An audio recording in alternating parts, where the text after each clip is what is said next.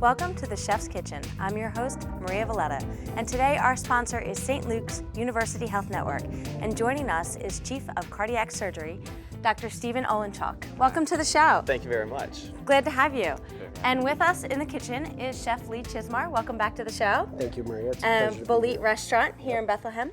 What are you going to make for us today, Chef? So we're going to do a ratatouille that we're going to serve with a little cast iron seared day-boat Alaskan halibut.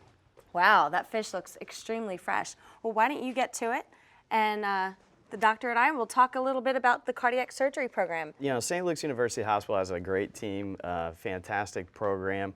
We've recently been awarded a top 100 Truven hospital for quality, Wow. which among teaching hospitals is we're very proud of. Our cardiovascular program is a very big program. We have 31 cardiologists, 3 cardiac surgeons, 4 vascular surgeons. Wow. We're spread out over a 6 hospital network. So it's a really big network. We provide a lot of care for patients in this area and region. We've been a top 50 cardiovascular hospital for more than once in the past 5 years. So that's fantastic too. So I think we do a lot of good quality, a lot of big operations for people who need them. What great accolades. What can Dr. Stephen Olenchock help you with today, So Chef? what I'm doing You is... can get involved in the kitchen Yes. here. Come So on I'm over. just getting ready. I'm getting these set up because I know that he really has to protect his hands for his job. It's going to challenge me yeah. with my knife skills. So I'm just kind of trimming off some of the excess ends of our Japanese eggplant. We have some beautiful patty pan squash and zucchinis. We're going to do this dish a little bit differently. Traditionally, it's kind of you saute all of the vegetables and then in different sections. So you would do the eggplant first, and then the peppers, and then the squash, and you would lay it in a casserole dish and then kind of bake that.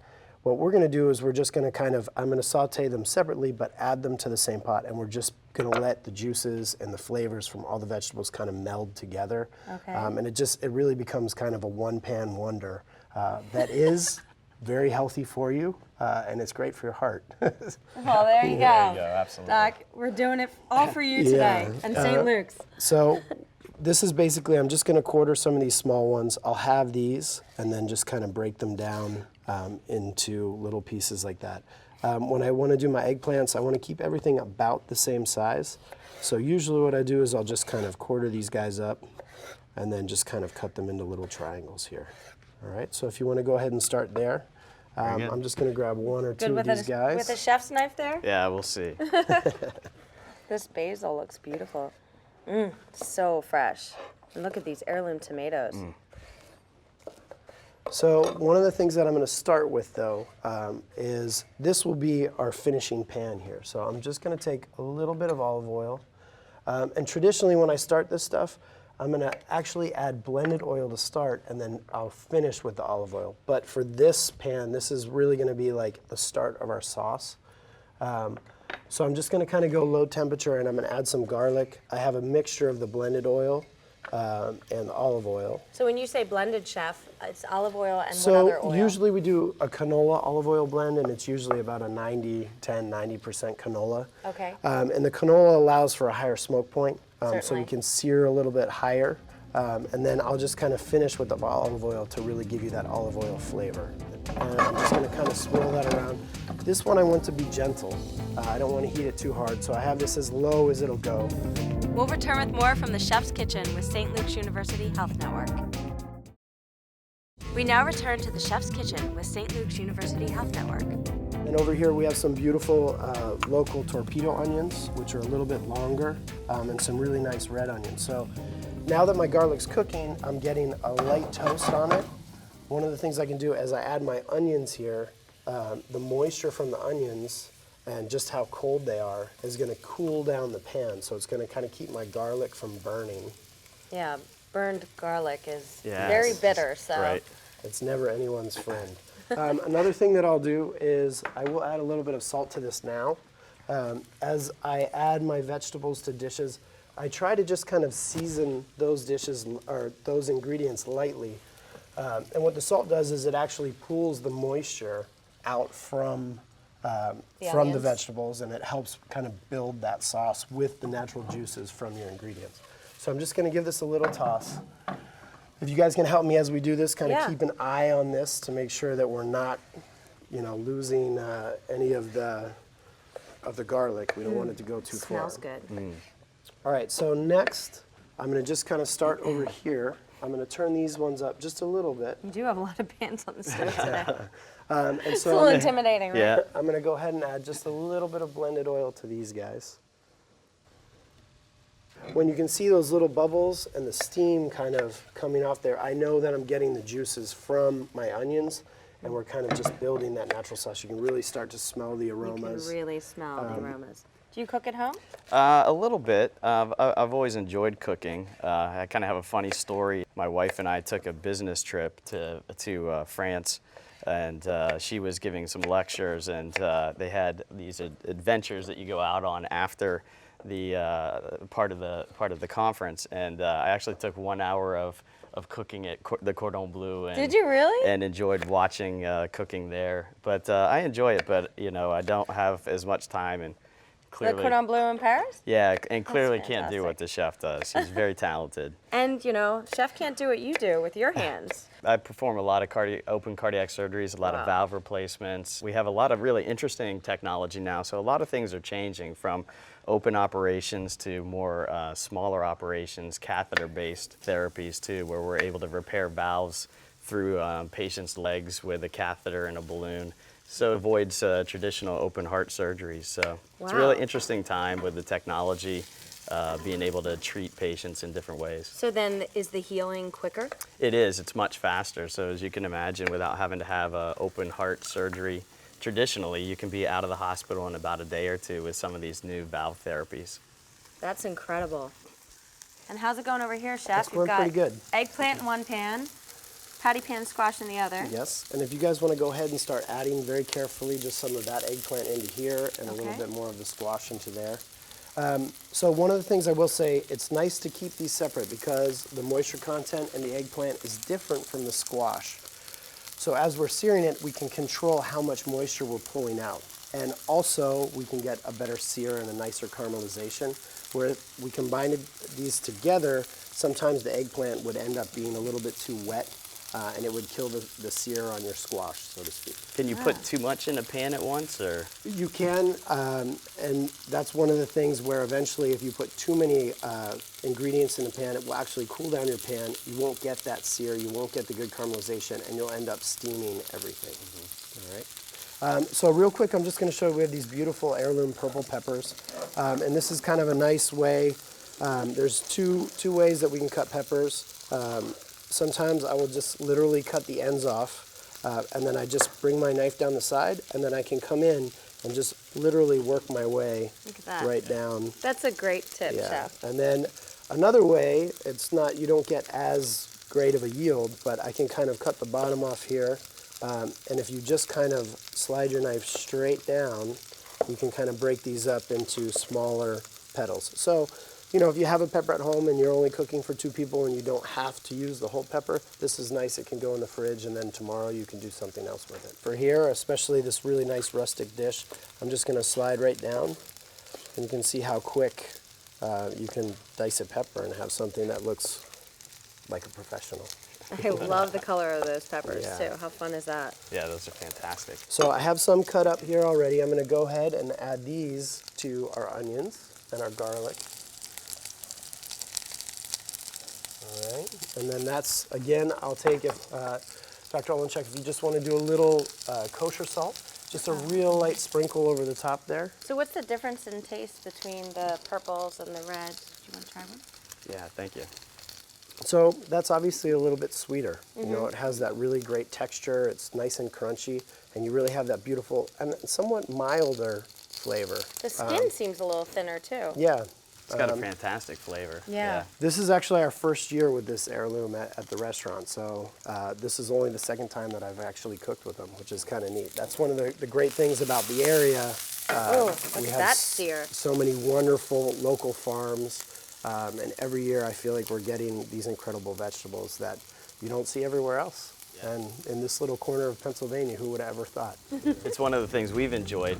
Chef and I have become friends, and there is a lot of great fresh vegetables, and my wife and I actually grab some of these vegetables that are purveyors for him and are able to cook with them at home. I mean, we can't do the same thing he does with them. He's too talented. But to have that fresh food is really good and so heart healthy.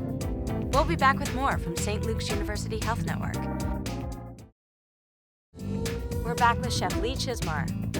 You have a farm at St. Luke's too, or is that? We do, actually, with Rodale. We have a farm, and that's been fantastic because it's changed the food that you can actually have in the hospital.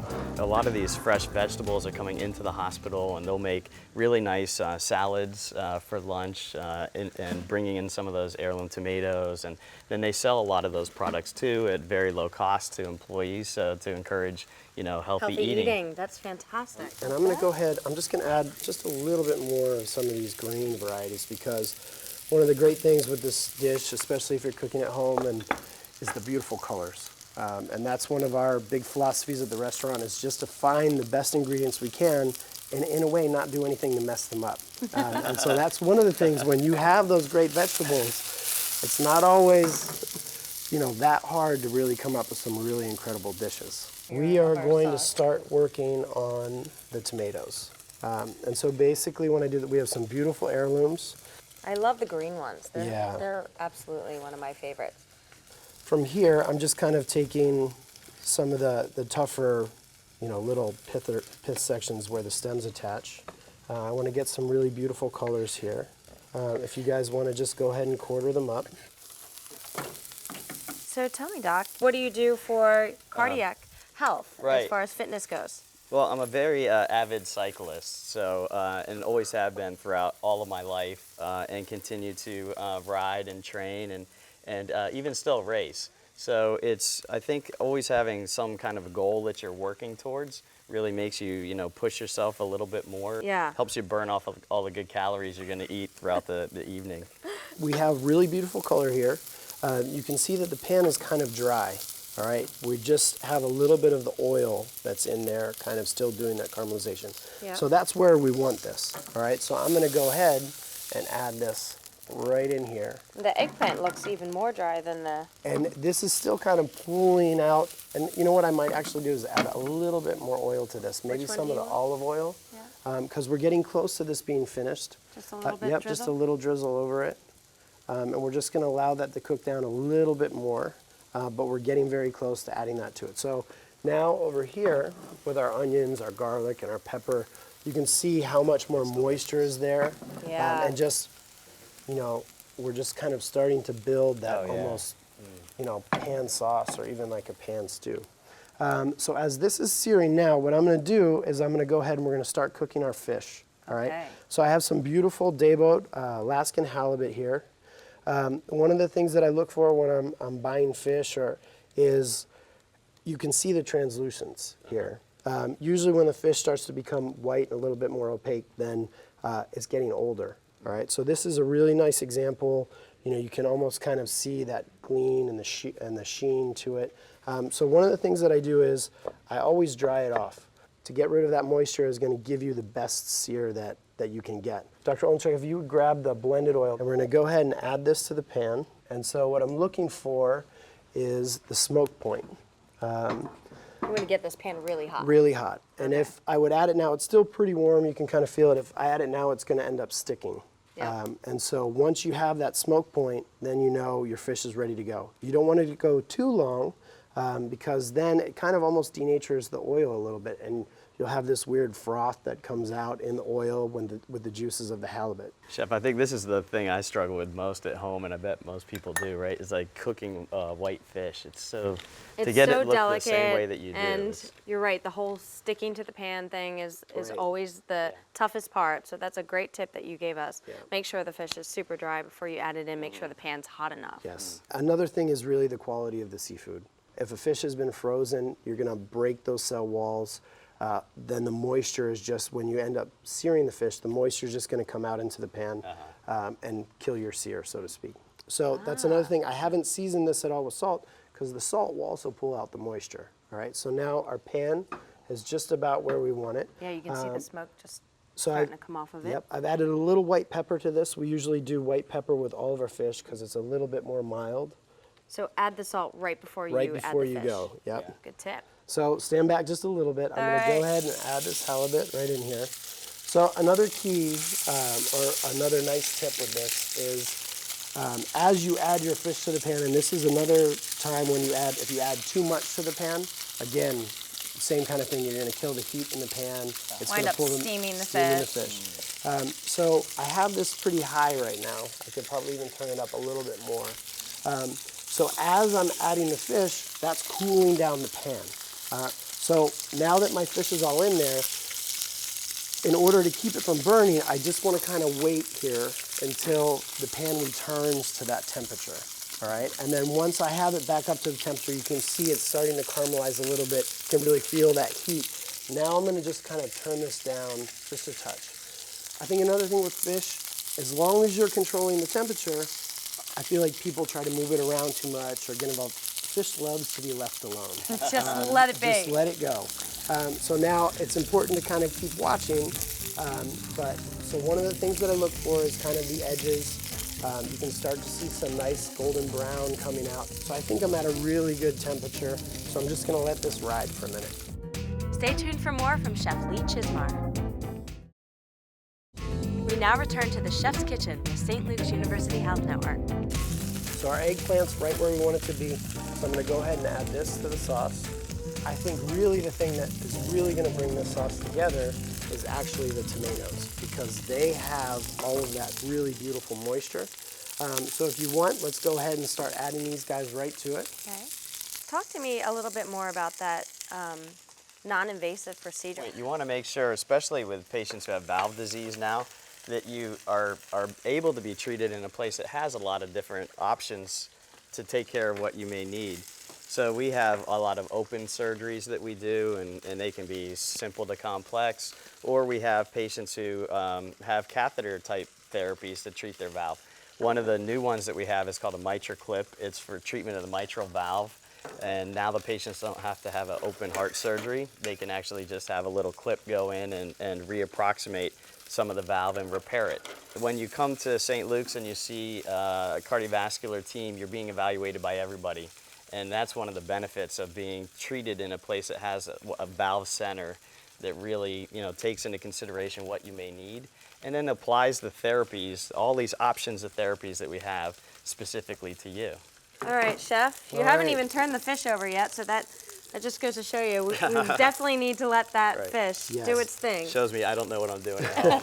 So one of the other things is every burner is different, every pan is different, and you get hot spots. So right now I can see that I'm having some really beautiful caramelization there, but if we look here, it's not quite as strong. So I can tell that this side of the pan is hotter. So move it around. I'm just going to slide these guys right over. And look at that, it's not sticking at all. Not at all. And that really is just because we left it go, the pan was hot. So this is cooking up really, really nicely. Another thing that I try to do is I almost cook my fish and most of the protein's 3/4 of the way on one side. So once I have that beautiful Maillard reaction, the caramelization of protein, it gives you that really great flavor. I'm literally going to season the underside, flip it over, and then the fish is almost done. So what I'm going to do now is I'm just going to come right in and do a light season of salt on this side. And then I'm going to go ahead and jump right in here and flip this guy over. Dr. Olenchock, if you want to add a little bit of olive oil to this. All right, just a little bit. And then let's do a little bit of lemon juice. Is that good? Yep, that's perfect. Where's I'm the actually lemon going go? to turn the heat off now. Yep. And so be careful, it could splatter just a little. Yep, right there. Ooh, Okay, what is perfect. this? All right. Oh, that's thyme. And Maria, if you want to add a little thyme right into there.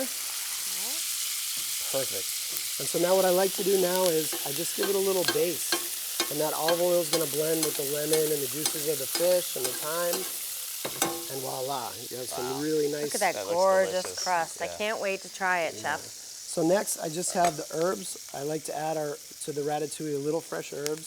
So I rolled up some parsley and oregano and the basil. And I'm just going to come right in and I'm just going to give this a really nice chiffonade. So I just have little chives here, parsley, basil, and oregano. Sometimes with the chiffonade, if you don't sprinkle it around, as you cook it, it will just steam up.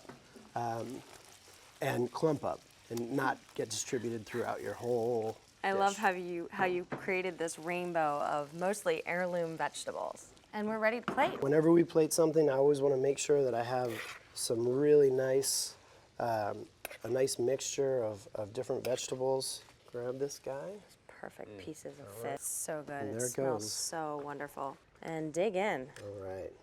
All right, I want a little bit. Just go ahead and cut that fish right Okay. down the middle. It'll flake up real nice. Oh, it does. Yeah, look at that.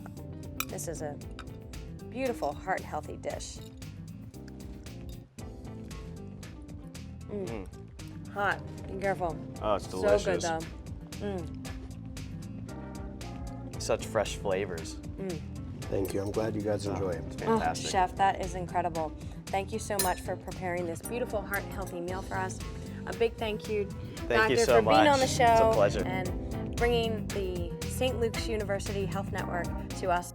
St. Luke's University Health Network is the oldest healthcare provider in the Lehigh Valley. With 6 hospitals and over 200 outpatient facilities and a fleet of medical vans, St. Luke's can serve all your family's needs. And as the area's largest provider of medical education through our Temple University affiliated medical school and nation's oldest operating school of nursing, we're training medical professionals to care for your family's future needs. My health, my hospital, St. Luke's.